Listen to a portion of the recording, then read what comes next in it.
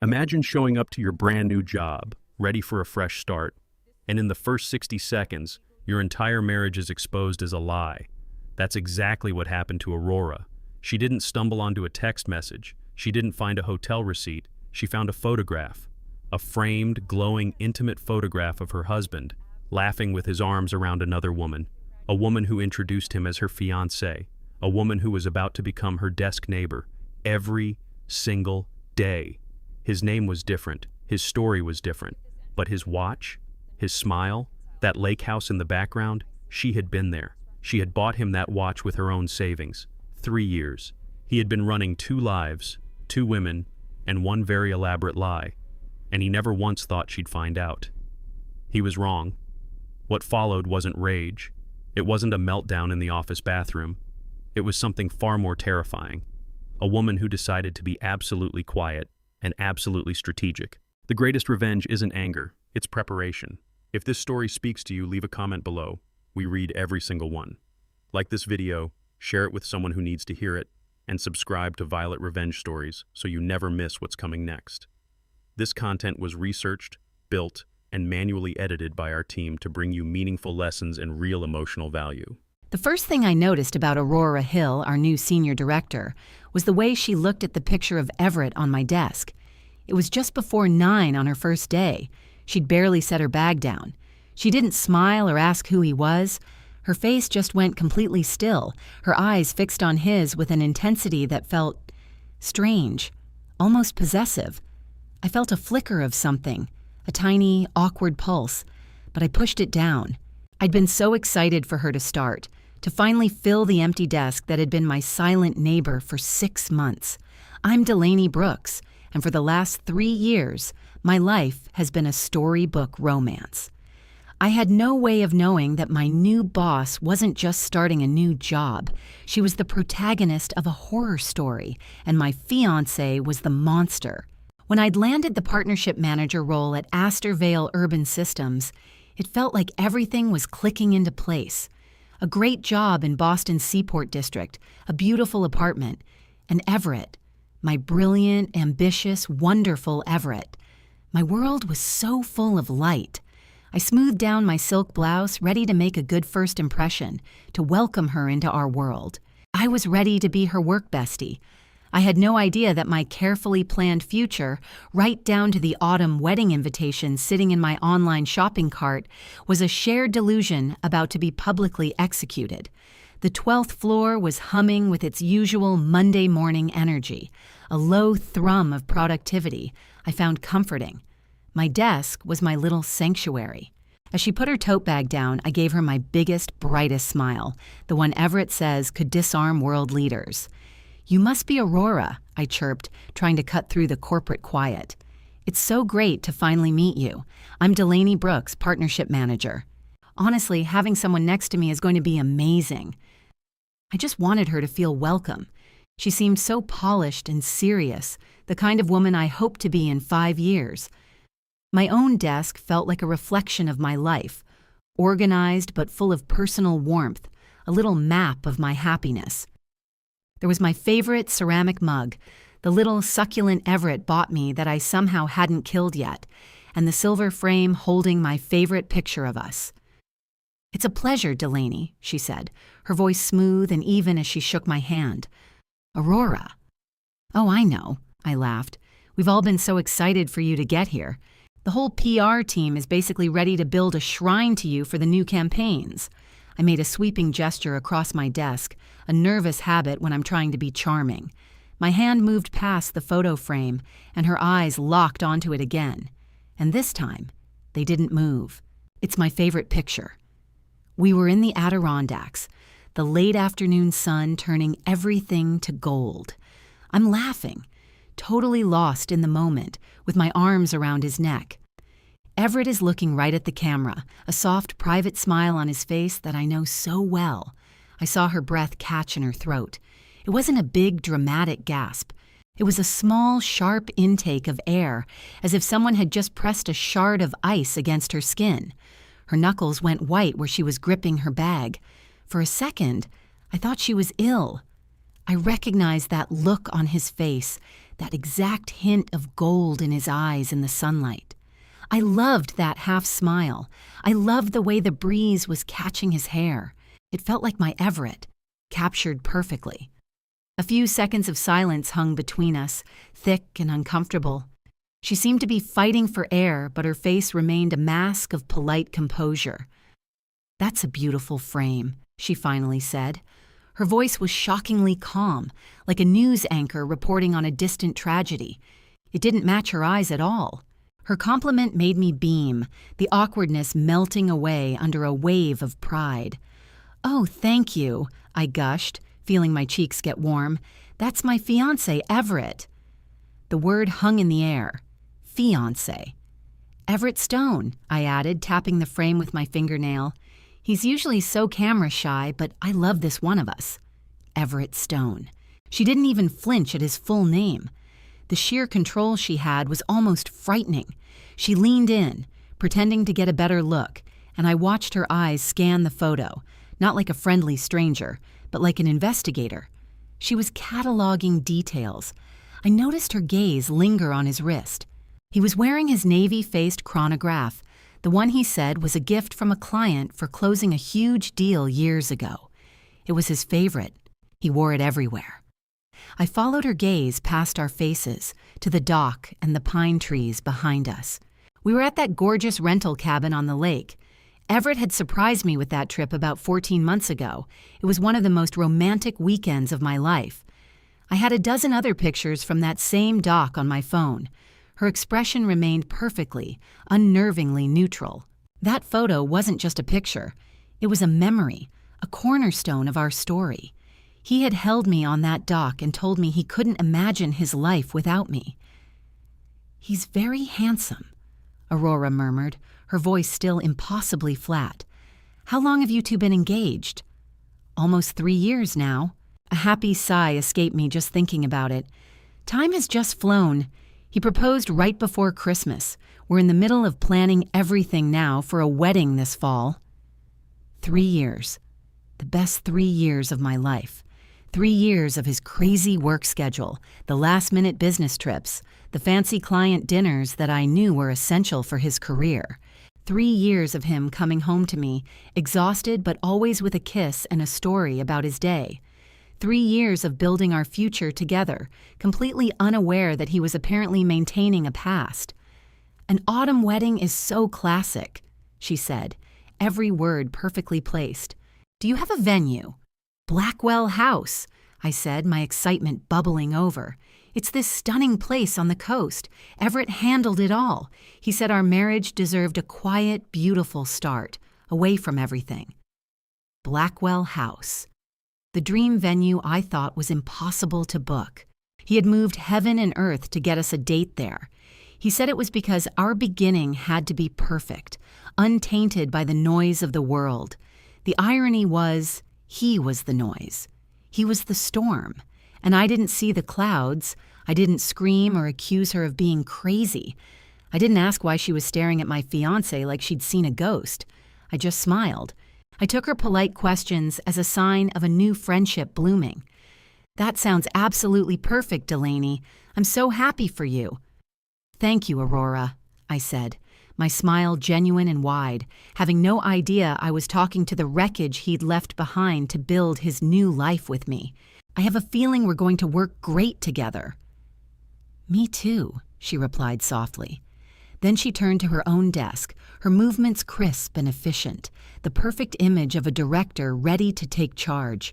She booted up her computer. She adjusted her chair, but I felt a new chill in the air between our desks, a silent, invisible wall of ice. Looking back, I can see it now. The shock had already hardened into something else in her. She wasn't a victim anymore. She was a strategist. Everett thought he was so clever, building 2 perfect lives. He thought he was untouchable. As she stared at her monitor, I thought she was just getting her bearings. I didn't realize she was planning a war. She wasn't going to cry. She was going to burn his world to the ground. And she was going to use his happy, trusting fiancé as the kindling. At 12:30, we all went to a waterfront place for her welcome lunch. The light reflecting off the harbor was blinding. I was so excited for her to meet the whole team, to see how great our little work family was. I ordered the lobster roll, ready to celebrate. The clinking of glasses and cheerful chatter felt like the perfect welcome. I sat across from Aurora, wanting to include her, to draw her out of her shell. She seemed so reserved, and I figured she was just nervous on her first day. Naturally, everyone wanted to hear about the wedding. I told them about Everett Stone, my Everett, the man who worked 80-hour weeks but still found time to plan the most romantic surprises.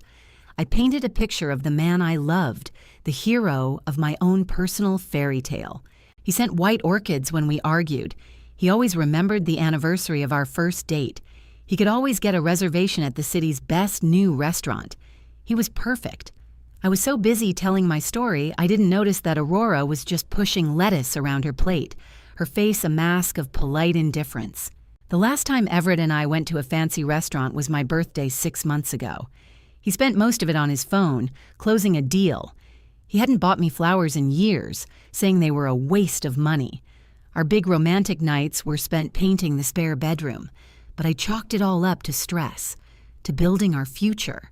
It felt like a fairy tale, seeing the keys in Everett's hand. "Welcome to the Charleston Wharf, darling," he'd said. He was tearing the whole place down to the studs, crafting our future from scratch. He'd get this look in his eye talking about his vision for our kitchen, all charcoal stone and brushed brass fixtures. I mean, the wharf. These were glass palaces floating over the water, the kind of address that was a statement all on its own. I picked at my salad, my fork feeling heavy. Just a few months ago, Everett and I were sitting in our cramped apartment, and he was explaining why we couldn't swing a new water heater. He was always so careful, so practical. He had looked at me with those serious, earnest eyes, going on about fiscal responsibility. "You are so lucky, Delaney." Chloe, a junior copywriter, sighed from across the table. "My boyfriend can't even manage a dinner reservation, and you've got a man building you a dream home. Let me see that ring again." I felt the familiar blush creep up my neck as I held out my hand. The diamond fractured the restaurant's light into 1,000,000 dazzling pieces. It was this huge, perfect emerald-cut stone, a declaration on my finger. It was almost too much, a ring that announced itself. I saw the new girl, Aurora, staring at it from across the table. I remembered when he first gave it to me. He said he despised the whole flashy, commercialized wedding scene, and that what we had was too real for that. He'd said our love was what mattered, not some big rock. But then, on our 2-year anniversary, he presented me with this. He said he finally understood that an investment this important deserved to be seen. "It's stunning," Chloe whispered in awe. "I told him it was way too much," I said, pulling my hand back with a little laugh. "But Everett is just so stubborn. He says he hates showing off, but he always invests in what he believes is truly valuable." I glanced over at Aurora. She seemed so quiet, just sipping her water. Maybe big team lunches were overwhelming for her. The words echoed in my head. Invests in what is truly valuable. My heart swelled. That was us. Our future. Our home. He saw me as his most valuable investment, and that felt more secure than any diamond. And his new company? How's that going? Marcus, our boss, asked, pulling me from my thoughts. "You mentioned he was launching something." My face lit up. "It's absolutely wild in the best way. He's building this boutique firm from nothing.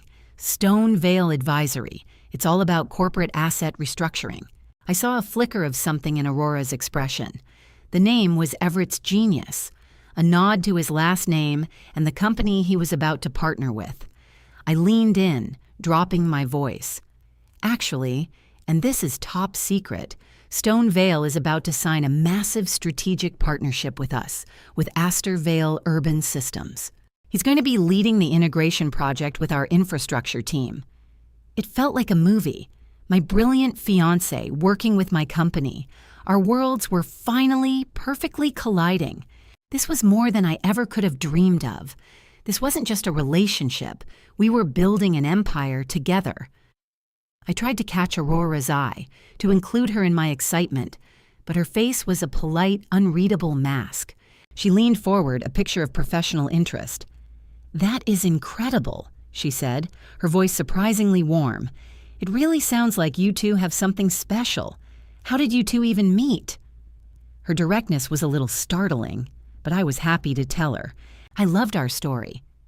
"It was almost 3 years ago," I began, the memory as vivid as yesterday. "At a huge development summit in Chicago. I was a total mess, trying to carry this giant stack of flyers, and I dropped them everywhere. Everett was walking by in this incredible suit, but he just stopped and knelt down to help me. We ended up talking for 3 hours. He was so reserved at first, but by the end of the weekend, he told me he'd never felt a connection like it in his entire life. He said I was the first person who ever made him feel like he could be himself." Chicago was where our real lives began. The first thing I did at my new desk, even before logging into my computer, was place the silver frame. It was my favorite picture of us. Everett and me in Central Park last fall, his arms wrapped around me, his chin resting on my head. It was my North Star, the image that grounded me. That's when I felt eyes on me.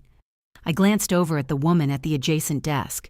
She was staring at the photo, not with the polite curiosity of a new colleague, but with an expression I couldn't place. It was sharp and still, and it made the air in my throat feel thin. She was older than me, maybe mid-30s, with a kind of severe elegance that was both intimidating and aspirational. "I'm Delaney Brooks," I said, offering the brightest smile I could manage. "The new partnership manager." Her gaze snapped to me, the strange look gone, replaced by a smooth, professional mask. "Aurora Hill," she replied, her voice calm and level. "Senior Reputation Director, welcome to Astor Vale." There was a warmth in her words that didn't quite reach her eyes. I noticed Aurora was walking a little slower, so I matched her pace. "Hey," I said, wanting to make her feel welcome. "I know it's your first day and I just talked your ear off. It's probably a lot." "Not at all," she said, her eyes fixed on the revolving doors of our building. "So, what's on your plate?" An idea sparked. "Well," I began, "Everett has this huge presentation for Stone Vale next week. It's the final pitch to our board for the partnership. He's got a draft of the communications deck, and he's driving himself crazy over the messaging. Since you're the new reputation director with all that crisis PR experience, I was wondering, would you be willing to take an unofficial look, just to see if the tone lands right?" I held my breath. She stopped walking and turned to me, a slow, beautiful smile lighting up her face. It was the first genuine warmth I'd seen from her. She looked relieved almost, as if she was happy to be asked, to be included. It was the beginning of a real friendship. I could feel it. "Delaney," she said, her voice smooth and confident, "I would be absolutely thrilled to take a look at his work." Relief washed over me. This was all coming together so perfectly. The night of the Astor Vale Gala felt like a coronation. I was on Everett's arm in a deep emerald gown he'd picked out, the fabric whispering against the marble floors. He squeezed my hand. "This is our night," he murmured, his eyes full of promises. The air buzzed with power and champagne. After the appetizers, our CEO, Mr. Harrison, took the stage. His voice boomed across the ballroom. "Tonight, we celebrate the future, an alliance that will redefine our industry. Please give a warm welcome to the brilliant founder of Stone Vale Advisory, Mr. Everett Stone." The room erupted in applause. Everett kissed my cheek. "This is for us," he whispered, then strode toward the stage, looking every bit the king of this city. My heart felt like it was going to beat right out of my chest. Mr. Harrison let the applause die down. "A partnership this monumental requires a flawless message. We're lucky to have the best in the business. Please join me in welcoming our new Director of Reputation Management, Aurora Stone." The name hung in the air. Stone. The same as Everett. A coincidence, my brain screamed. A weird, impossible coincidence. I watched my quiet deskmate, Aurora, walk toward the stage, looking regal and commanding in a silver dress. My gaze shot to Everett on the stage. The confident smile was gone, replaced by a mask of chalky, frozen panic. He looked like a man watching his own execution. He looked at Aurora, then his eyes darted to me, filled with a terror I had never seen. Aurora reached the podium and smiled, a sharp, chillingly polite smile that wasn't for me or the crowd, but for him. "Thank you, Mr. Harrison," she said, her voice clear as a bell. "I'm so proud of the work we're doing here at Astor Vale." She paused, letting her eyes sweep the room before they landed on Everett. "And I'm especially proud to support the vision of my brilliant husband. Our 7 years of marriage have been full of surprises. But Everett, this partnership is truly your masterpiece." The sound in the ballroom vanished. It was like a vacuum had sucked all the air, all the music, all the life out of the room. 1,000 pairs of eyes swung from the woman on stage to the man frozen beside her, and then, in a single silent wave of pity and morbid curiosity to me, my world didn't shatter, it simply ceased to exist. The first crack in my perfect world was a look. I'd just finished arranging my new desk, a bright sunny spot at Astor Vale Urban Systems, and the final touch was a silver frame holding my favorite picture of Everett and me. We were on the Cape, his arms wrapped around me, the ocean wind whipping my hair across my face as I laughed. Pure, uncomplicated happiness. That's when I noticed her, the woman who'd be sharing my cubicle wall, staring at the photo with an expression I couldn't decipher. It wasn't curiosity. It was something heavier, tinged with a sorrow so profound it felt like a physical weight in the air between us. "That's my fiancé Everett," I'd said, my voice bright and warm, trying to cut through the strange tension. She blinked, her focus snapping back to me, and offered a tight mechanical smile.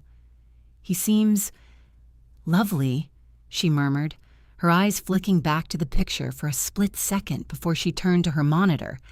I remember thinking it was an odd reaction, but I brushed it off. First day jitters, maybe. Everyone has their own stuff going on. I had mine, and it was a fairy tale. For almost 3 years, my life with Everett Stone was a meticulously crafted dream. He was the kind of man you read about in novels or see in old black and white movies. Ambitious, impossibly charming, with a way of looking at you that made you feel like you were the only person in the universe. He remembered the name of my childhood dog, knew I liked my coffee with exactly 1.5 sugars, and filled our apartment with peonies just because he knew they were my favorite. Our love story was our favorite topic. We'd tell it to friends over dinner, a perfectly rehearsed duet. How we met at a charity auction, how he'd pursued me for weeks, how our first date lasted 12 hours because we just couldn't stop talking. He was my beginning, middle, and end. The man I was going to spend the rest of my life with. My trust in him wasn't just a feeling, it was the foundation of my entire reality. We had our whole future mapped out. A spring wedding at the Boston Public Library, a honeymoon in Italy, and the centerpiece of it all, the down payment we'd just made on a stunning waterfront condo at Charleston Wharf.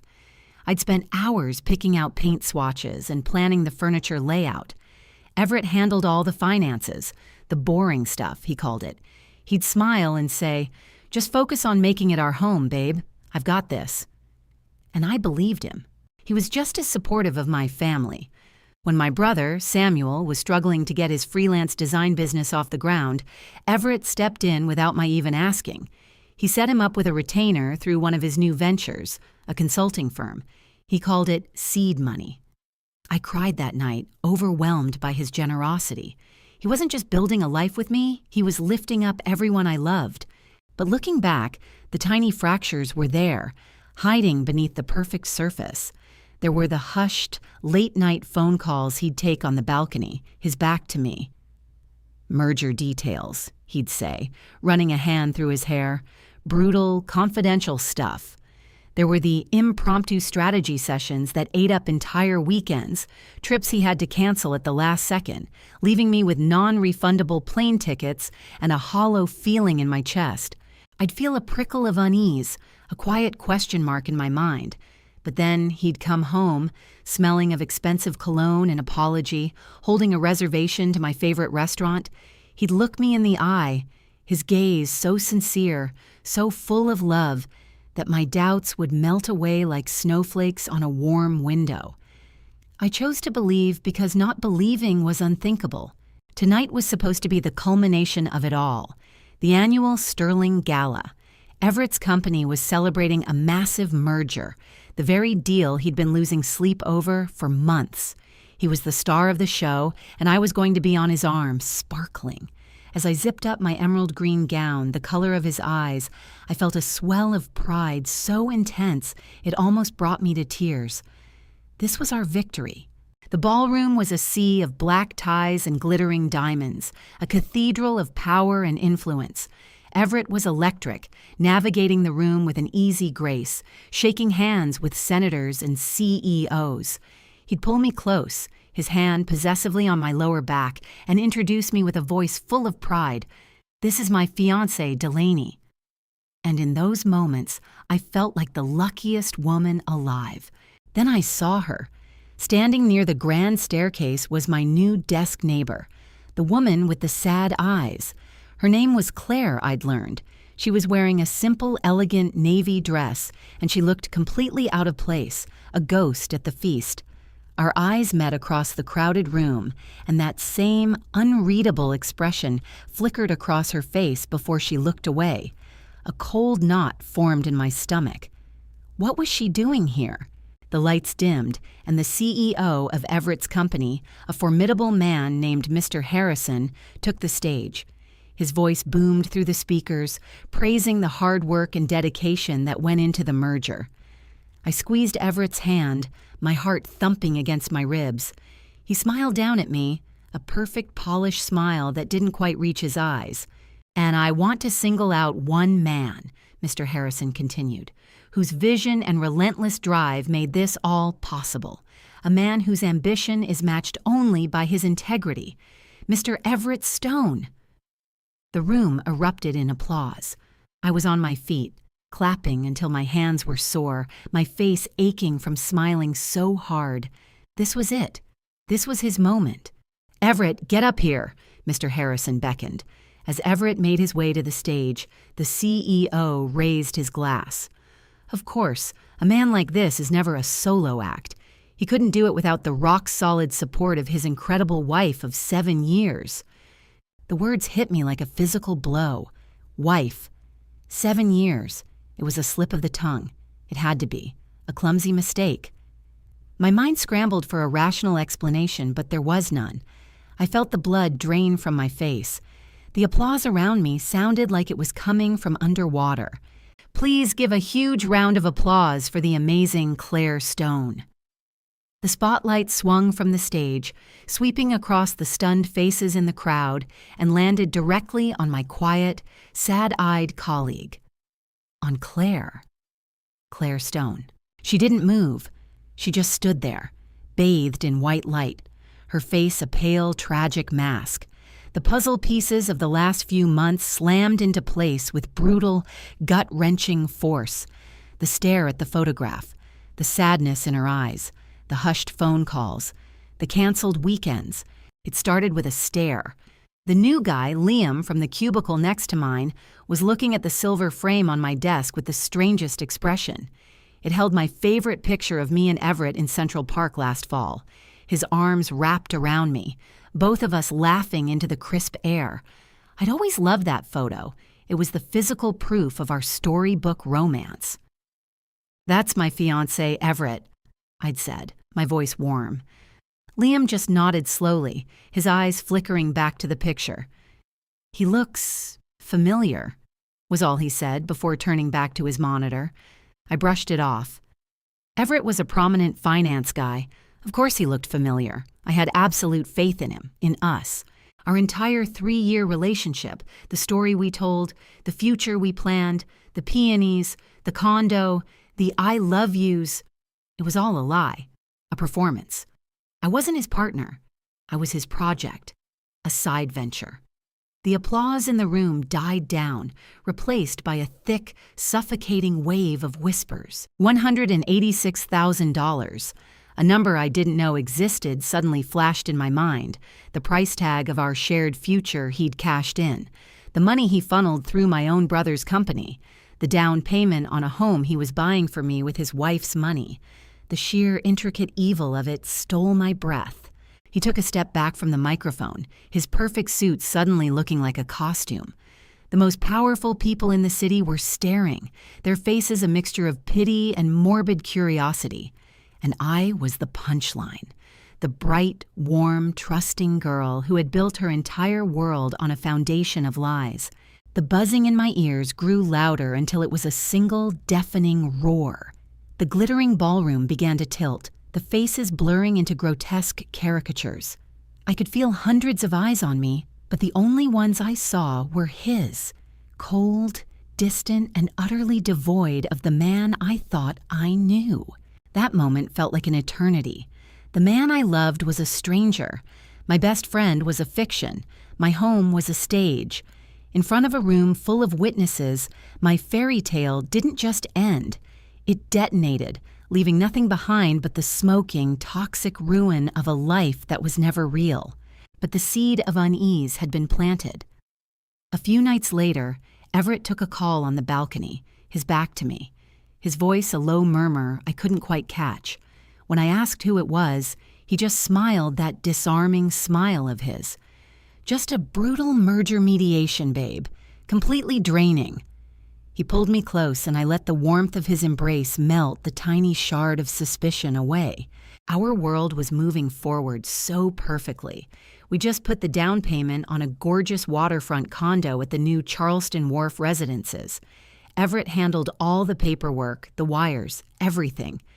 You just focus on picking out the furniture, he'd said, kissing my forehead. I felt cherished, protected, like the heroine of a novel.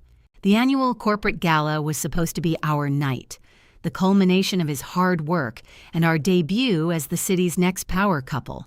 I wore a sapphire blue dress that matched my eyes and felt the weight of the flawless emerald-cut diamond on my finger, a promise of forever. He looked at me that night like I was the only person in a room of 500. "You are stunning, Delaney," he whispered as we walked in, his hand possessively on my lower back. I saw the flash of cameras, heard the murmurs of the city's elite. This was it. This was the life we were building, brick by perfect, gilded brick. I felt a surge of pride, of love so profound it almost hurt. Then I saw her. A woman with sharp, intelligent eyes and an elegance that commanded attention was making her way toward us. I assumed she was a client or maybe Everett's boss. I prepared my brightest partnership manager smile, ready to charm her. She ignored me completely. Her gaze was locked on Everett, cold and precise. "Everett," she said, her voice cutting through the ballroom's hum, "you're a difficult man to get a hold of. I believe this is yours." She held up a platinum wedding band. My blood went cold. My smile froze on my face. "I'm sorry," I started, my voice a confused tremor. "I think there's been a mistake." The woman finally turned her eyes to me, and there was no malice in them, only a vast, empty pity. "The only mistake," she said softly, "was my husband of 7 years believing he could liquidate our marital assets to buy a home with his mistress." The words didn't compute. Husband, marital assets, mistress. The room spun, the faces of the most powerful people in the city blurring into a gallery of silent judgment. I looked from the wedding band in her hand to the diamond on my own finger, and then to Everett's face. For the first time in nearly 3 years, I saw him clearly, a terrified stranger in a well-tailored suit, $186,000. I didn't know the number then, but I felt it. I felt the condo, the dinners, the lies.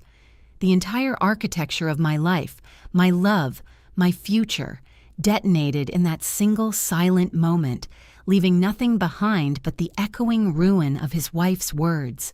The first thing I noticed about the new hire, Aurora Hill, was her stare. I was on a call, laughing about some vendor mix-up, when I saw her eyes fixed on the silver frame on my desk. It wasn't a curious glance. It was heavy, an expression I couldn't quite decipher, like she was looking at a ghost. Inside the frame was my favorite picture of Everett and me, taken last fall in Vermont. His arms are wrapped around me, he's kissing my temple, and I'm beaming, my cheeks rosy from the cold. It was the picture that screamed us. Happy, inseparable, building a life. For almost 3 years, that's all we'd been. Aurora was older, maybe late 30s, with a kind of polished intensity that was both impressive and intimidating. When she finally looked up and met my eyes, the strange expression vanished, replaced by a tight, professional smile. I gave her a warm one back. First-day jitters, I figured. We've all been there. Sorry, she said later, her voice smoother than I expected. I didn't mean to stare. You two just look very happy. I felt a familiar swell of pride. Thank you. That's my fiancé, Everett. The word fiancé still felt like a new, shimmering dress I was trying on. It felt perfect. My world was a carefully constructed cathedral of love and ambition, and Everett was its architect. He was building his own consulting firm, Stoneville Advisory, from the ground up. I was so fiercely proud of him, I felt like my heart could burst.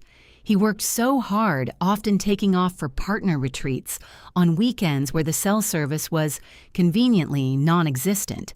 I trusted him completely. The way you trust the sun to rise. It wasn't even a question. So when our company, Astor Vale, started vetting new advisory partners, I practically vibrated with excitement when Everett's firm made the shortlist. It felt like fate, all our dreams aligning. That's why, on Aurora's 3rd day, I decided to loop her in. She was the new director of reputation management, after all. Hey, I said, leaning toward her desk. Since you'll be in the loop on this soon anyway, I wanted to give you a sneak peek. My fiancé's firm is a top contender for the Astor Vale partnership.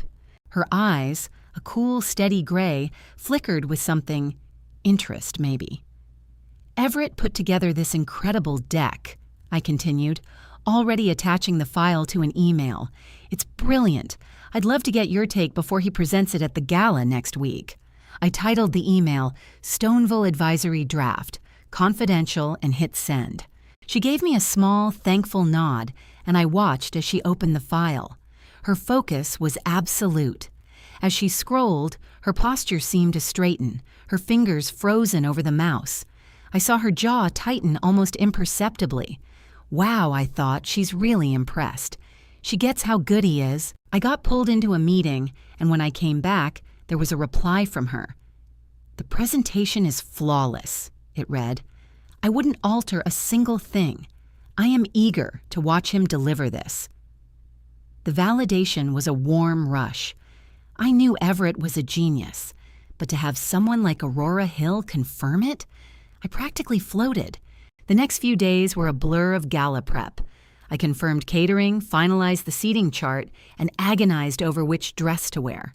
Everett was the charming, supportive partner, telling me I'd look beautiful in anything and that this gala was our big moment, our coming out party as the city's next power couple. I did notice Aurora seemed to be watching me more. In the break room, by the elevators. It wasn't hostile, just observant. I'd smile, and she'd smile back, but it never quite reached her eyes. I chalked it up to the pressure of a new senior role. She was probably just trying to understand the office dynamics. The night of the gala arrived, glittering and perfect. The ballroom was draped in silver and midnight blue, chandeliers dripping light onto the city's most influential people. Everett was breathtaking in his tux, his hand possessively on the small of my back. "Nervous?" he murmured in my ear. "Never. With you," I whispered back, and I meant it. I remember thinking how brilliant he was, looking at the trust metrics in his proposal. My Everett was a genius. I couldn't understand the look on her face as she stared at it from her desk, this cold, quiet woman who was my new office neighbor. It wasn't admiration, it was something else, something sharp and knowing that made me feel small. He'd built his consulting firm from nothing, and this Astor Vale partnership was his masterpiece. My knuckles were tight around my pen, my eyes glued to the screen as I read his strategy document for the 10th time, just bursting with pride. I couldn't wait for everyone to see his brilliance on page 42, the final slide he called Prospective Strategic Integration. My heart hammered in my chest. This was it. Everett squeezed my hand, gave me a quick, confident kiss, and strode toward the stage. He looked like a king. He and Aurora stood on opposite sides of the podium as the applause died down. Everett started to speak, but Aurora held up a hand, stepping forward first. "Thank you, Roland," she said, her voice carrying through the silent room, clear and cold as ice. "Partnership is built on trust, on integrity, and on originality." A massive screen behind her flickered to life.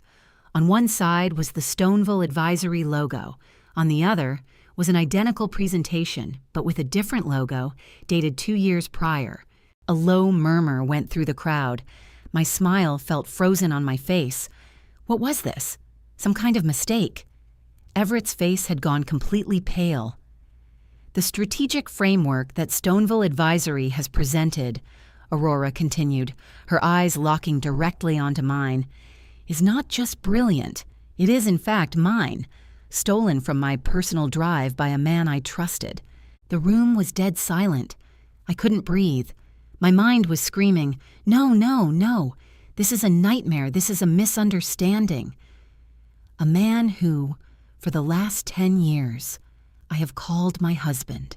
The word detonated in the center of the ballroom, and the shockwave hit me. Husband. The sound of my own choked gasp was horrifically loud. Every head in the room turned. My colleagues, my friends, the city's elite. They were all staring at me, at the fiancé, the fool. I looked from Aurora's stony, resolute face to Everett's, which was a mask of pure terror. Then my gaze dropped to the diamond on my finger, a ring bought with her money, a life built on her work, a 3-year relationship that was nothing but a lie layered on top of a bigger, more devastating one. The beautiful, perfect cathedral I had lived in didn't just crack, it exploded, and I was standing in the absolute center of the ruins, buried alive in the rubble of a love that had never, not for one single second, been real. "It's all so exciting," I'd whispered to my best friend Chloe on the phone just last week. "He's going to be the main keynote speaker at the Investor Gala." I could barely keep my voice down. I feel like I'm living in a movie. As I hung up, the gleaming office hallway felt like a runway to our perfect future, every piece of our wonderful life clicking perfectly into place. Everett's support was a masterclass in perfect partnership. He knew how miserable I was at my last job, holding my hand through 18 months in that toxic place. He was the one who found this opening. To get a major contract with Astor Vale, he'd said. His new company needed a friendly face inside, and he knew I was the perfect person for the role. He said they needed someone senior in the communications wing, someone who understood his vision and could champion his work from the inside. He needed an advocate.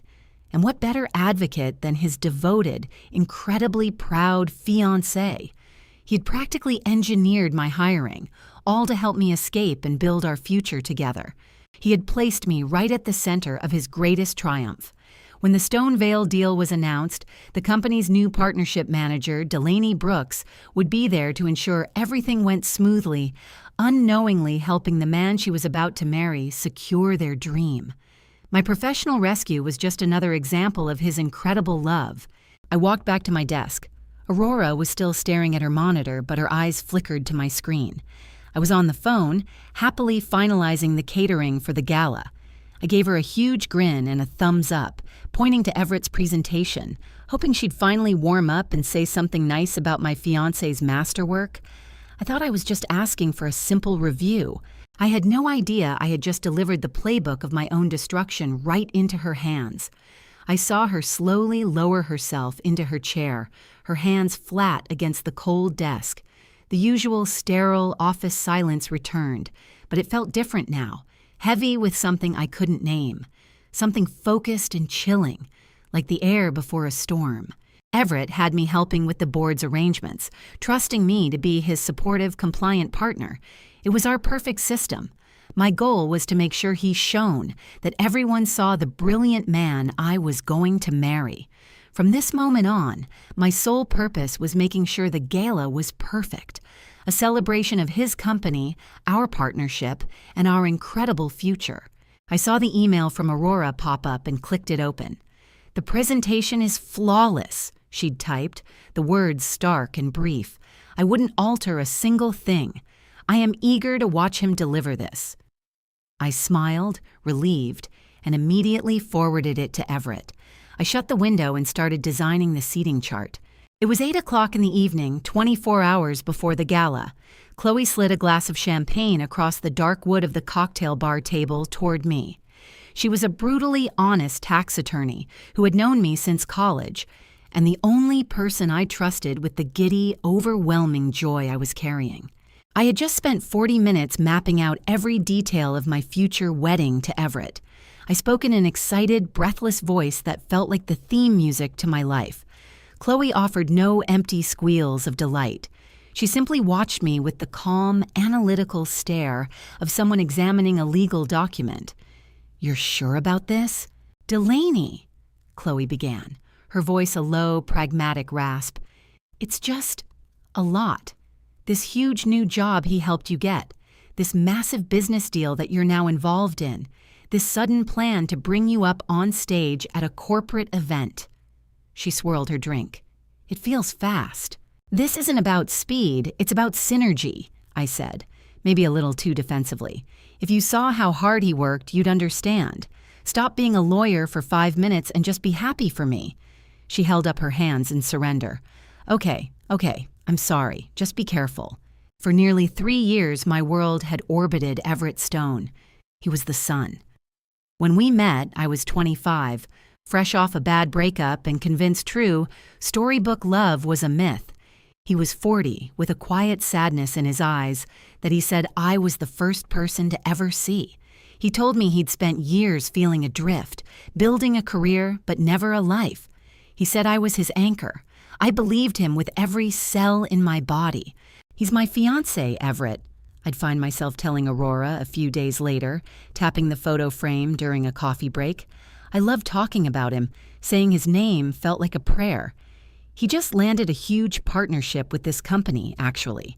Stone Vale Advisory? Maybe you've heard of it. Aurora's perfectly composed face didn't flinch, but her fingers paused on her keyboard. "I have," she said slowly, "a high-priority initiative." What a coincidence. I beamed, feeling like the universe was finally confirming what I already knew. Everett and I were meant to be.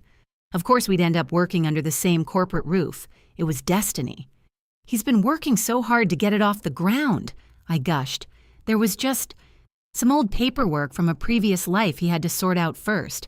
Legal stuff. But he said none of it was real. Not like we are." "A previous life?" Aurora asked, her tone one of mild professional interest. She swiveled slightly in her chair, giving me her full attention. "Was he married?" I felt a small protective clench in my stomach. "A long, long time ago," I said, echoing the words Everett had used. He said it was like walking through an empty house. He was unbelievably lonely for years before he met me. Aurora just nodded, her expression giving nothing away. "It's wonderful that he was so honest with you from day one." Her validation felt like a warm blanket. "See?" I told myself. Even a woman as sharp and put together as Aurora Hill could see how special our love was. But as the weeks went on, her quiet questions continued, like tiny, polite drills. They were never accusatory, just specific. "Everett seems to travel a lot," she remarked one afternoon, glancing at my calendar where I'd blocked out EWR drop-off. "Was he in Seattle for a conference about a month ago? On the 14th, I think?" My heart did a weird little flip. "Wow, you have a great memory. Yes, he was the keynote speaker. How did you know?" She smiled faintly. "I have a knack for dates." The conversation moved on, but the question echoed in my head all day. The unease was a low hum I couldn't turn off. It was the way Aurora would sometimes go completely silent when I mentioned Everett's name. It was the way she'd look at me, with that same unreadable expression from the first day when she thought I wasn't paying attention. I told myself I was being paranoid, that I was just intimidated by my new, brilliant boss. I'd tell Everett about it at night, and he'd kiss my forehead and say, "She's probably just jealous, baby. Not everyone gets a love like ours." Then came the invitation to the Astor Vale Gala. It was the biggest corporate event of the year, a massive affair at the City Museum. More importantly, it was the night they were officially announcing the partnership with Stone Vale Advisory. It was Everett's coronation, and I was going to be his queen. I spent 2 weeks finding the perfect dress, a deep emerald green silk that made me feel like I could command a room. The night of the gala, the air crackled with power and champagne. Everett was magnetic, shaking hands with CEOs and city council members, with me tucked proudly into his side. "You see?" he murmured into my ear, his hand firm on the small of my back. "This is just the beginning for us, Delaney." I had never felt more certain of anything in my life. I saw Aurora across the room, a vision in black talking to the company's CFO. Our eyes met for a second, and she gave me a small, almost imperceptible nod. The CEO, Mr. Davenport, took the stage. He spoke of innovation and the future, and then he began talking about the company's boldest new partnership. He called Everett to the stage.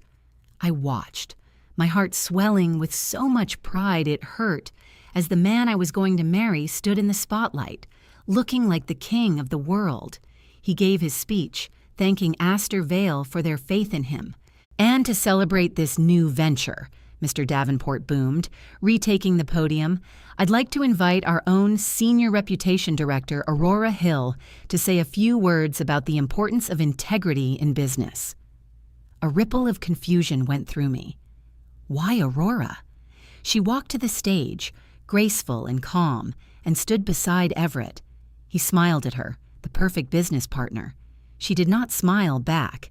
"Integrity," Aurora began, her voice crisp and clear, amplified throughout the cavernous hall, "is about telling the truth, even when it's hard." A massive screen behind her flickered to life. It showed a legal document. "For example," she continued, "it's about the integrity of a contract, like the one Astor Vale was about to sign with Stone Vale Advisory." My smile started to feel stiff on my face. Everett had gone rigid beside her. "A partnership," Aurora said, "that was funded by a fraudulent commercial loan." The document on the screen zoomed in. It was a spousal guarantee of commercial credit. The collateral for this loan was a residential property, a brownstone in the South End. I felt the blood drain from my face. Our brownstone, our home.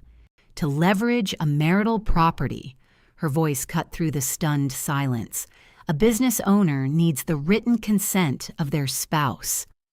The document zoomed again to a signature line at the bottom. There, in clear black ink, was a name, Aurora Hill. "The problem is, I have never seen this document before in my life," she said, turning to look directly at Everett, "because I am Everett Stone's wife of 7 years, and that is a forgery of my signature." The world didn't just shatter, it detonated. Every head in the room swiveled between the stage and me. The whispers started, a hiss that grew into a roar inside my own head. Wife? 7 years? The screen changed again. It showed a digital audit trail, an IP address, a device ID.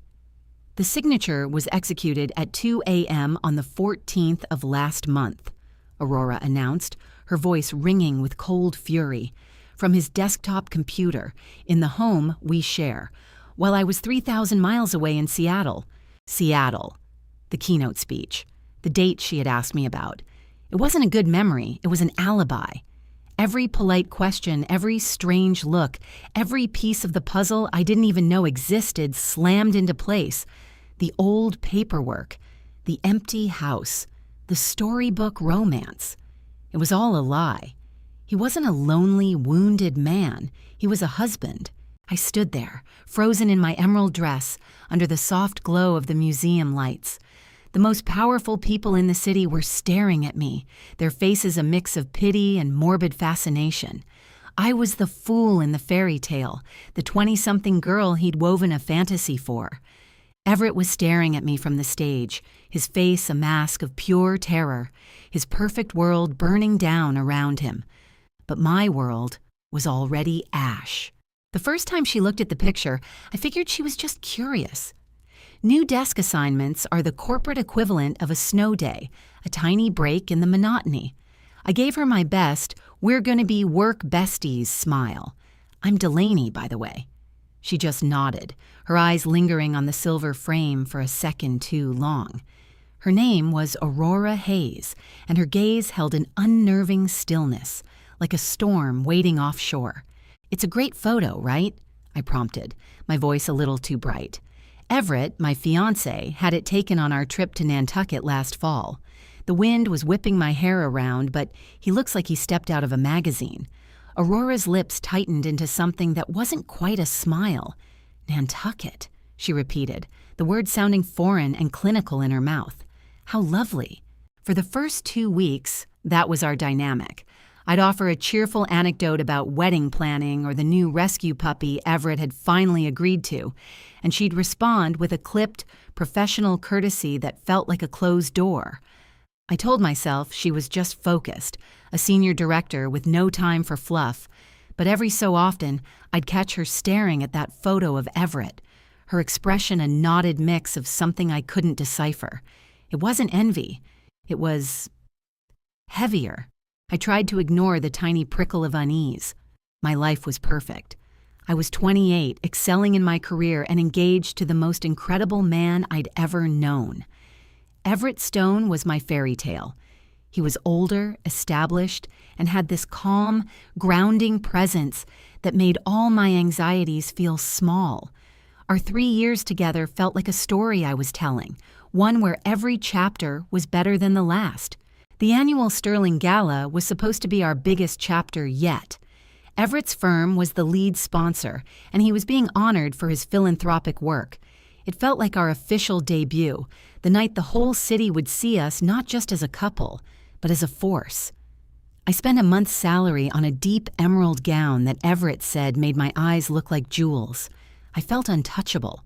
At home, the night of the gala, he adjusted the diamond necklace he'd given me for our anniversary. "You're breathtaking, Delaney," he whispered, his hands warm on my bare shoulders. "Tonight is for us." All my silly little worries about my quiet new coworker melted away. His belief in us was my anchor. He was my anchor. The ballroom was a galaxy of chandeliers and champagne flutes. The most powerful people in the city were there, their conversations a low, powerful hum. Everett was in his element, guiding me through the crowd, his hand possessively on the small of my back. For a moment, I saw Aurora near the silent auction table, a statue carved from ice in a black dress. She wasn't looking at the art, she was watching us. A cold dread, sharp and unfamiliar, slithered up my spine. For the first time, I didn't see a reserved colleague. I saw a predator. I tugged on Everett's sleeve. "I think your new director, Aurora, has a problem with me." He glanced over, his smile never faltering. "Don't be silly, darling. She's just intense. It's why I hired her. Forget about work tonight." He was right. I was being silly. The lights dimmed, and the CEO took the stage, his voice booming as he began a glowing introduction about Everett, a man of integrity, of vision, and of deep commitment. I felt a tear of pure pride slide down my cheek, and I squeezed Everett's hand. He gave it a gentle squeeze back, his eyes locked on the stage. "And now, to present this year's Sterling Award," the CEO continued, "I'd like to invite to the stage the person who knows his commitment better than anyone, a true partner in every sense of the word." My heart hammered against my ribs. Was he calling me up? I started to rise from my seat, a blush creeping up my neck. Please welcome his wife of 7 years, the brilliant senior director of his North American division, Aurora Hayes Stone. The world stopped. The name hit me like a physical blow, knocking the air from my lungs. Stone. The room spun, the glittering lights blurring into streaks of cruel, mocking fire. I slowly turned my head, my emerald dress suddenly feeling like a costume for a fool. Everett's face was a mask of pure, primal panic. His hand had gone limp in mine. Across the room, Aurora was walking toward the stage, her steps deliberate and unwavering. She moved through the stunned silence as if she were parting the sea. She wasn't looking at the CEO or the crowd. Her cold, victorious eyes were locked directly on mine. And in that single horrifying moment, I understood everything. The strange looks at the photograph, the clipped conversations, the old paperwork he was sorting out from a life he'd supposedly left behind. My fairy tale wasn't a storybook. It was a forgery. And in front of everyone who mattered, the woman I'd tried so hard to befriend calmly took the stage to claim the man, the life, and the very name I thought was mine. To him, I was his future, his partner in everything, the last piece of his life falling into place. It takes real strength to trust someone with your whole future, I murmured, mostly to myself, trying to quell the tiny flicker of doubt Chloe had ignited. It does, she agreed, her voice soft.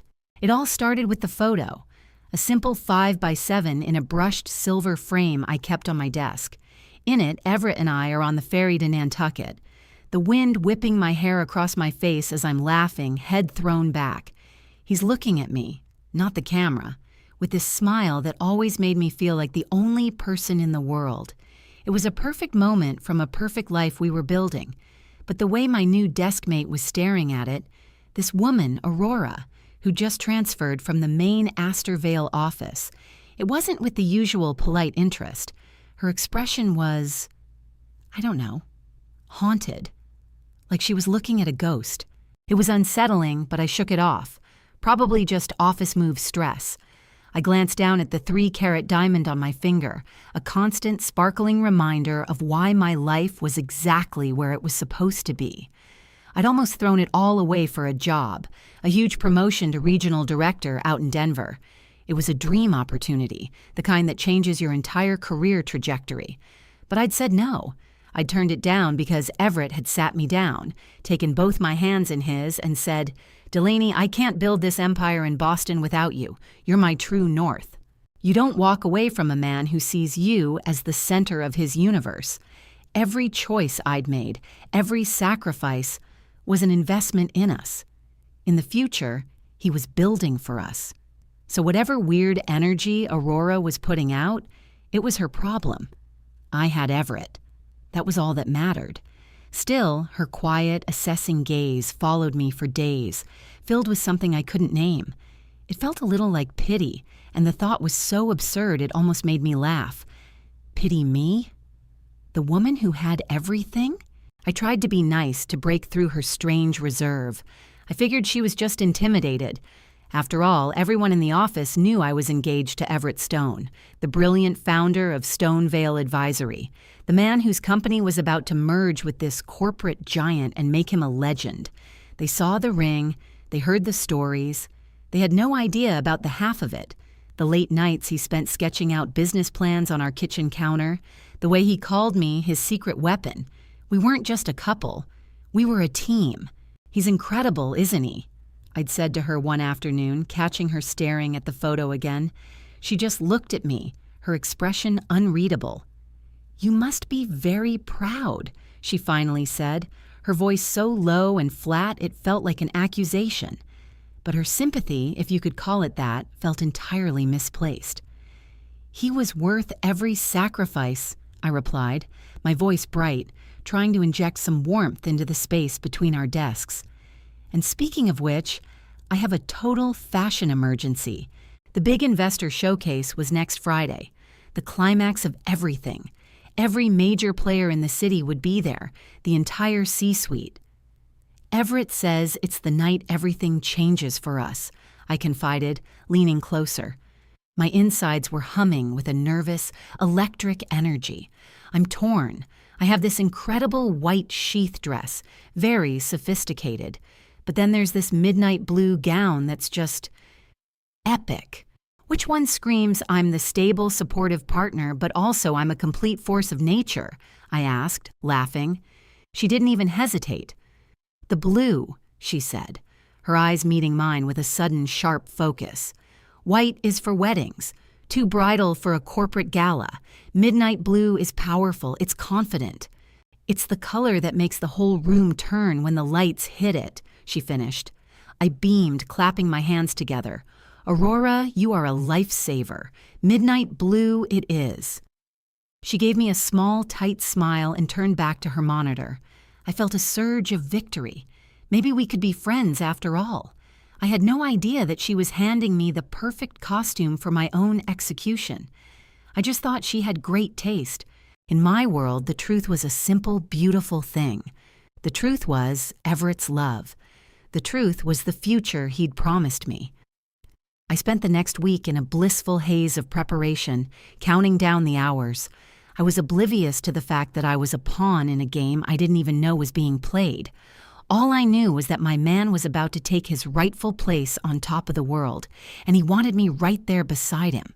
The night of the gala, our apartment was filled with the scent of my perfume and his cologne, a cloud of giddy anticipation.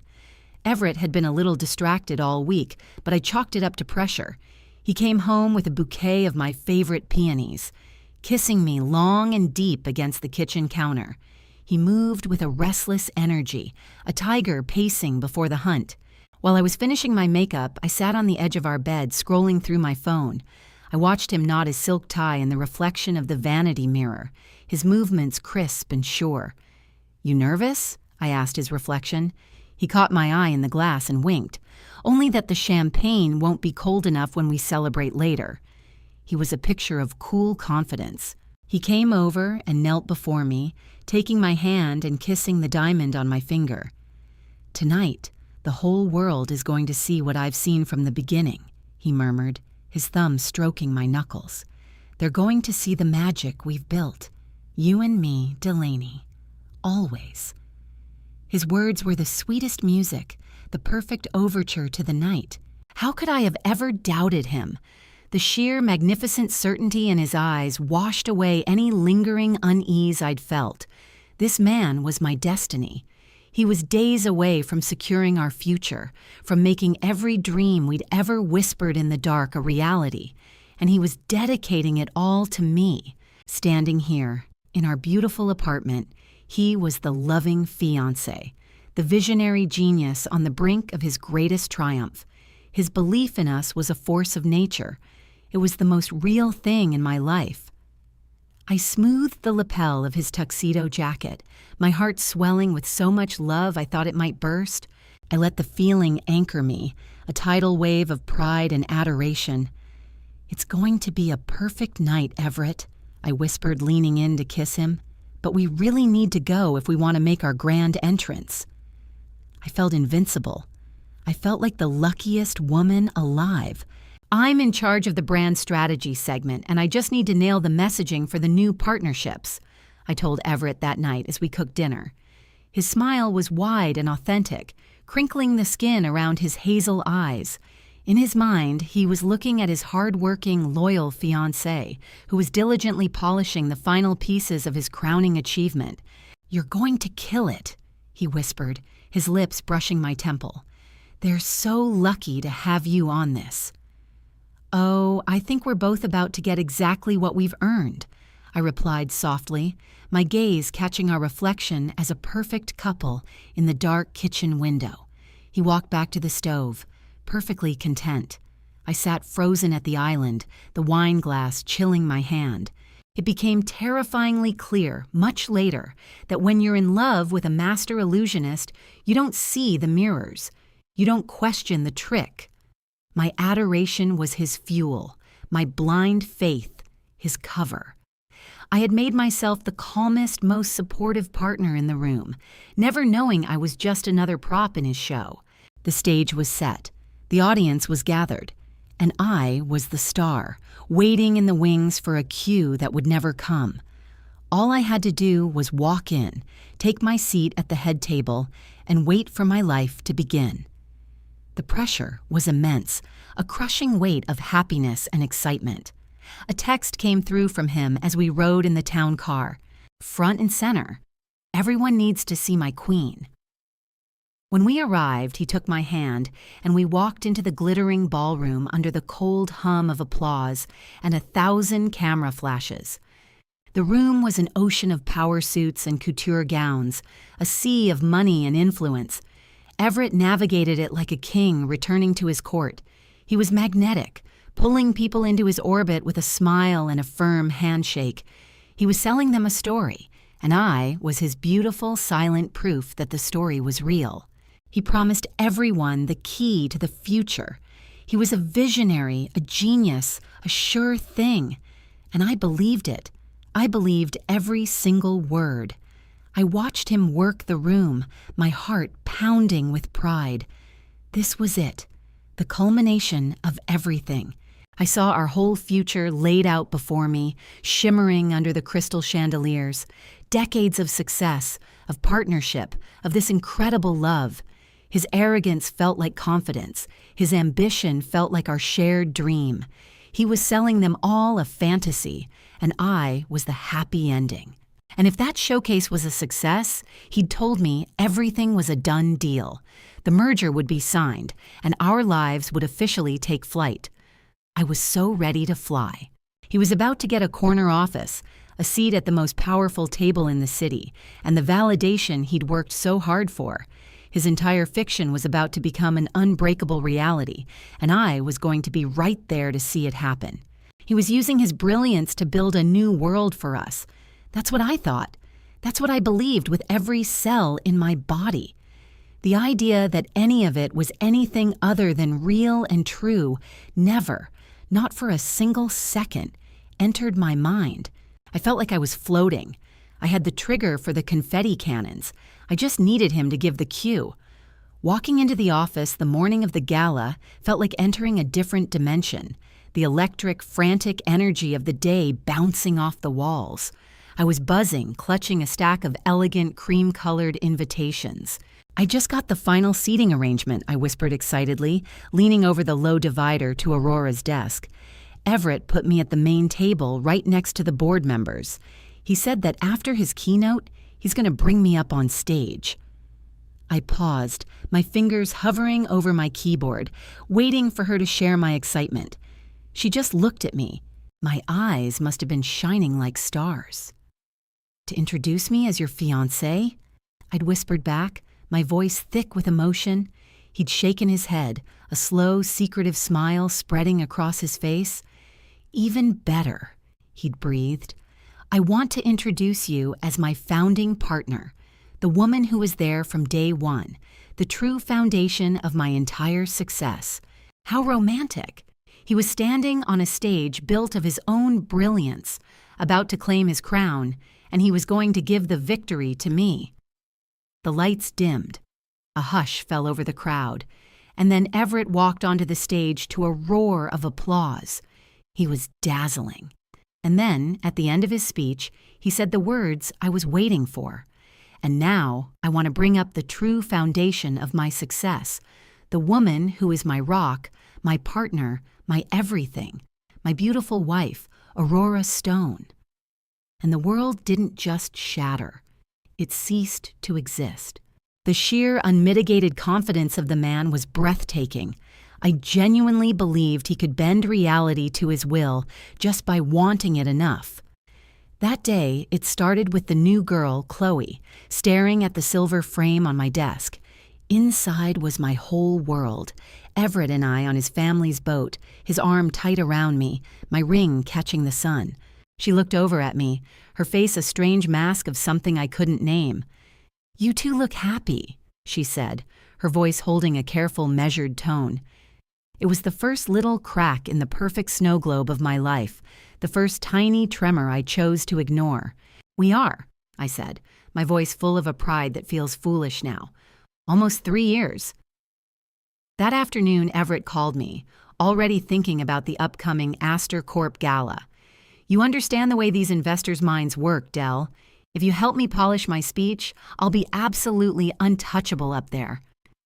He was so sure of himself, and his certainty was my favorite thing about him. He was asking me to help him script the most important performance of his career.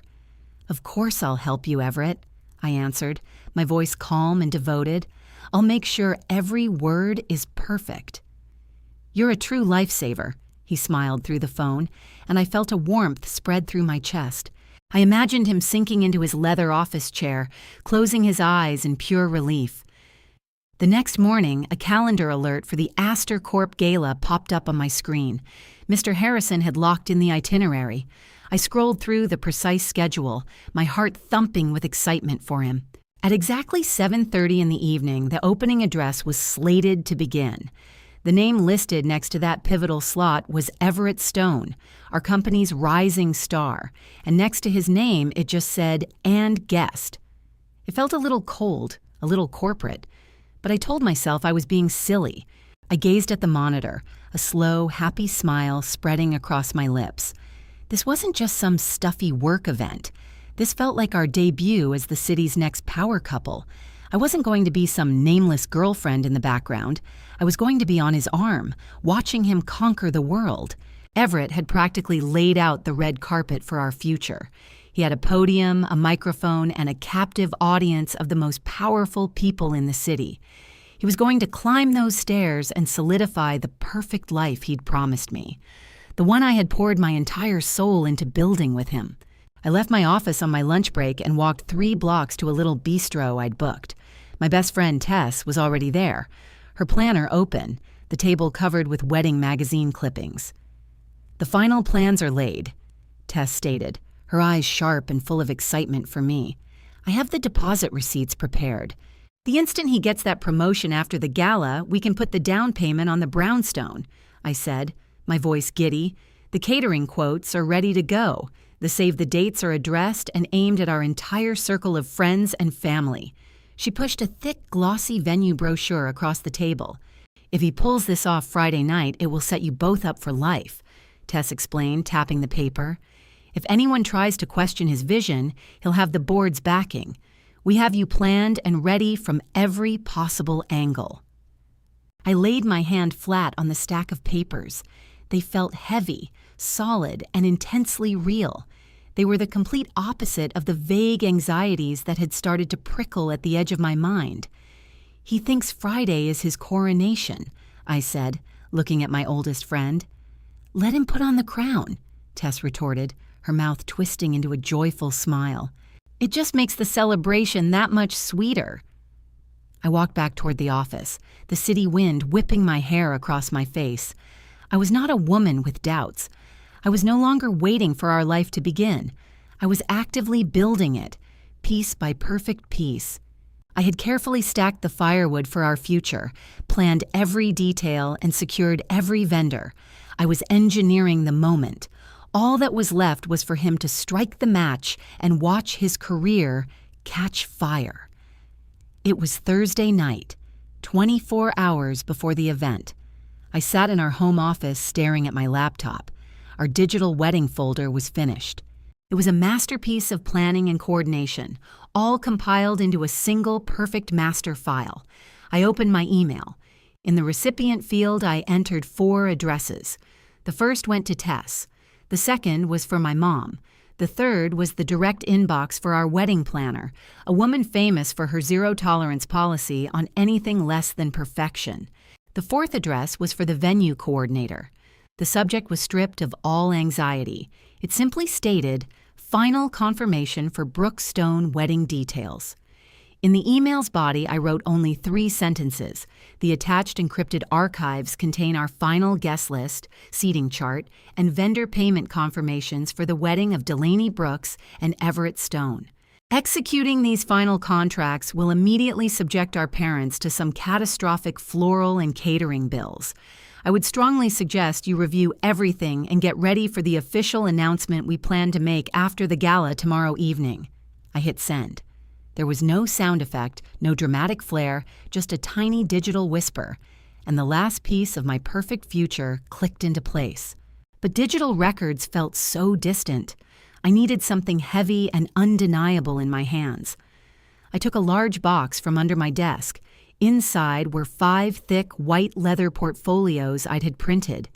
Each binder held 72 pages of our love story, a scrapbook for our parents and grandparents. I ran my thumb over the crisp paper. Here was the full narrative of our romance. The plane tickets from our first trip to Italy, highlighted in soft pink. The deed to his boat, the Delaney's dream. The certified blueprints for the home we were going to build, with our names entwined in the architectural seal. And at the end, the side-by-side visual evidence of our journey from a first date to a proposal, demonstrating that our entire foundation was a fairy tale.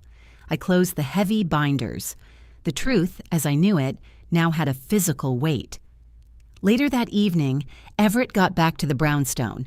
The moment he stepped inside, the entire atmosphere in the room changed. He did not go straight to his study to practice his pitch, as he always did.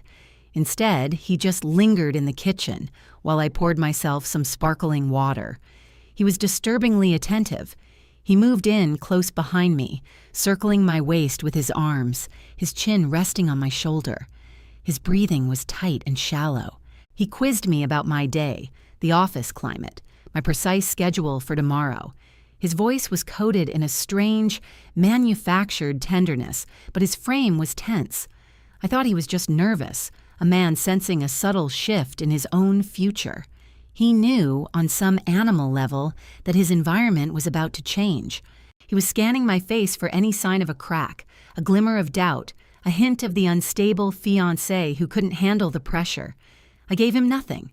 I leaned back against him, letting my head rest on his chest. I told him I was just mentally walking through how proud I would be when he was on that stage. I told him I wanted tomorrow night to be absolutely perfect for him. He let out a long, shaky sigh, pressing a kiss to the side of my neck. He accepted the lie of my calmness because it was the only version of reality his colossal ambition could permit. He went upstairs to shower, completely assured he was still the master of his domain. The next morning, the energy in the office was crackling. I was nearly buzzing in my chair. I had shown up an hour early, my hair in perfect loose curls, my fingernails painted a flawless neutral shade. I leaned over the short partition to Chloe, my eyes shining with a frantic and childlike excitement. "I can't breathe, Chloe," I murmured, my eyes darting around our shared office space to ensure privacy. Everett called me on his drive in. He said the venue is breathtaking, but that's not even the best part. She paused her work, turning to face me with a carefully constructed mask of what I thought was friendly interest. "What's the best part?" A radiant, devastating joy bloomed across my face as I bit my lip. He said if the board gives their unofficial approval tonight, he's going to ask for the mic during the reception. He's going to share some profound personal news with everyone. Chloe's fingers went numb above her keys. The sheer, breathtaking reality of what was about to happen suddenly snapped into focus for me in the worst possible way, hours later. He wasn't just landing a deal, he was planning to leverage the gala. And as the CEO announced his name, followed by the name of his wife, Lauren Stone, my entire world detonated in front of the most powerful people in the city. It started with a photo frame on my desk. Inside was my favorite picture of us, Everett and me in Nantucket, his arms wrapped around me, the sea breeze whipping my hair across his smiling face. It was the centerpiece of my otherwise minimalist workspace, a small, constant reminder of the perfect life we were building. When the new senior director was moved to the desk pod across from mine, I saw her staring at it. Her expression was unreadable, not curious, not friendly. Something else. Something heavy and cold that I couldn't quite name. "He's my fiancé, Everett," I'd offered with a warm smile, trying to break the ice. "Tonight's a huge night for him, for us." She just nodded slowly, her eyes still on his face in the photo. "I'm sure it will be a night no one will ever forget," she said, her voice quiet and even. I remember thinking her intensity was a little strange, but I brushed it off. I was too caught up in my own excitement, picturing myself in the midnight blue dress I'd picked out, the one I'd wear when he finally called me up on that stage to stand by his side. That whole afternoon, I was floating. A bonfire of pure joy was burning inside me, and I let its glow touch everything. I couldn't focus on my presentation notes. My mind was already at the gala, imagining the exact moment Everett would announce our future to the world. He was so close to closing the deal of a lifetime, and he told me this was the final step. At 3 p.m., I told my manager I was leaving early. I needed to get ready for the rest of my life. I took a cab to my favorite salon on Newbury Street, the one I saved for special occasions. Tonight was more than special. It was a coronation. I wasn't just getting ready for a party, I was preparing for a new chapter. I let the stylist work her magic, asking for soft waves to frame my face, something romantic and classic. I wanted to look like the woman you build an empire for. The makeup artist gave me a soft, glowing look with a gentle pink lipstick that felt hopeful. In the salon's dressing room, I slipped into my gown. It was floor length, a shimmering midnight blue crepe that hugged every curve. It felt like a promise, like the embodiment of every dream Everett and I had shared over the last 3 years. This was the dress of a woman about to get everything she ever wanted. I looked in the mirror and saw a woman shimmering with love and anticipation. I saw a future wife, a partner, a consequence of a life well lived. By 6 p.m, as the sun set over the city, I felt an almost unbearable sense of peace. I was exactly where I was supposed to be. I waited in the foyer of our apartment for the car Everett had sent. He'd gone ahead for a final tech check, kissing me deeply and whispering, "Tonight, Delaney, everything changes." My VIP credential was on the table, and I looped the lanyard around my neck. The plastic felt cool against my skin, like a key to a new kingdom. My phone buzzed with a notification from the gala's event app, showing the schedule in a crisp font. His company's name, Stonevale Advisory, seemed to glow on the screen. It was so strong, so clever. I dropped my phone into my clutch, took one last look at our perfect home, and walked out. I had no idea that the 2 carefully constructed lives Everett had been living were about to detonate, with me at the epicenter. The main ballroom at the Mariner Crescent Hotel was breathtaking. It was a cathedral of corporate power, with chandeliers dripping light onto the city's most influential people. I found Everett near the front, a glass of whiskey in his hand, looking every bit the king of this castle. He pulled me to his side, his arm a secure, possessive weight around my waist. He introduced me to titans of industry, calling me his brilliant partner, his secret weapon. I stood beside him, completely lost in the moment. A lamb posing proudly in the middle of a slaughterhouse, utterly unaware of the blade about to fall. I was so sure this was the beginning of our spectacular new life together. At exactly 7:30 p.m., the lights dimmed and a hush fell over the crowd. A man I recognized as Roland Pike, a major investor, walked to the podium to introduce the keynote speaker. This was it. My heart hammered against my ribs. But he didn't say Everett's name. He introduced the senior director who would outline the new vision for Astorvale Urban Systems. And from the shadows, she emerged, my new co-worker, Amelia.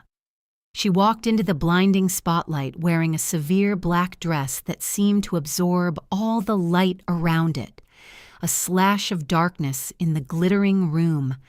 I watched, confused, as she moved to the podium with the unnerving calm of someone who already owned everything.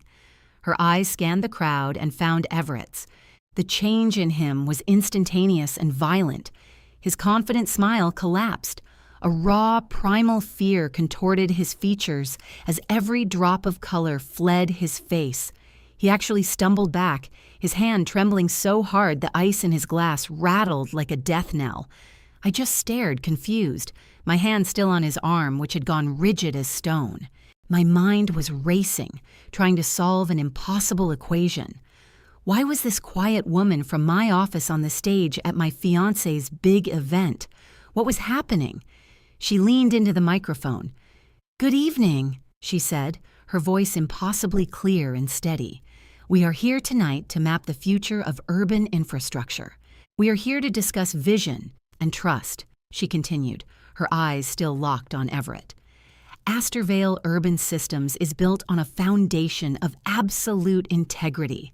And because integrity is our most valuable asset, I have a duty to inform this board of the truth about the man at the center of this proposal. My blood ran cold. Before anyone could react, she pressed a remote. The huge screen behind her, which had displayed the Stonevale logo, switched to a high-resolution image of a Massachusetts marriage certificate. And there was Everett's face. "The man you know is Everett Stone," Amelia announced, her voice echoing through the silent ballroom, "is legally Everett Sloane. And he has been my husband for the last 7 years. The breath left my body in a rush. A collective gasp rippled through the room, but I couldn't hear it over the screaming in my own head. My hands flew to my face as my eyes darted from the giant screen, from his face next to hers, to the ghost-white stranger standing beside me. He wasn't mine. He had never been mine. A detailed financial statement filled the giant screen behind Everett. "Over the past 24 months, a voice said, cold and precise as a surgeon's scalpel, Everett has systematically embezzled over $186,000 from our joint accounts. He used this capital to fund a shell corporation registered in the name of Samuel Brooks." My brother's name. The voice belonged to Aurora, the brother of the woman standing next to him, a woman who was subsequently made a shareholder in a company funded entirely with our stolen marital assets. A wave of gasps swept the ballroom. Phones came out, tiny red lights blinking in the dark. I looked at Everett, whose face was a mask of chalky horror. Aurora clicked the remote. A legal document appeared. A signature was circled in red. His wife's signature. His wife. And she was standing right there. A loan document with a forged signature circled in red. "His crimes didn't end with theft," she said, her voice rising above the chaos.